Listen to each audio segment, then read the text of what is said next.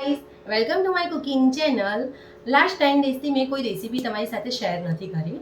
આજે હું તમારા માટે એક યુનિક અને એકદમ સિમ્પલ એવી રેસીપી તમારા માટે લઈને આવી છું. તે છે red sauce pasta.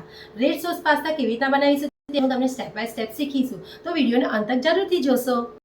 Red sauce pasta બનાવવા માટે સૌપ્રથમ આપણે 4 ચમચી જેટલું ઓઇલ લઈશું. તેમાં અડધીથી પોણી ચમચી હિંગ એડ કરીશું. તેમાં અડધી ચમચી હળદર પાવડર એડ કરીશું.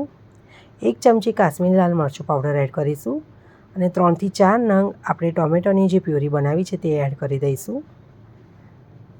બધી જ વસ્તુને પ્રોપરલી મિક્સ કરીને તેને સિજવા દઈશું. તેમાં પ્રમાણસર મીઠું એડ કરીશું. તે થોડું ઉકળી જાય એટલે તેમાં 2 ચમચી પીઝા પાસ્તા સોસ એડ કરીશું. અડધીથી પોણી ચમચી પીઝા પાસ્તા મસાલો આવે છે તે એડ કરીશું. અડધી ચમચી ચીલી ફ્લેક્સ એડ કરીશું. અડધી ચમચી ઓરેગાનો એડ કરીશું અને બાફેલા પાસ્તાને એડ કરી દઈશું. તેને પ્રોપરલી મિક્સ કરી દઈશું. તેમાં કાશ્મીરી લાલ મરચું પાવડર 2 ચમચી એડ કરીશું. તમે અહીં લાલ મરચું પાવડરની ક્વોન્ટિટી તમે તમારા હિસાબથી વચ્ચે ઓછી કરી શકો છો. પ્રોપરલી મિક્સ કરીને તેને સિજવા દઈશું.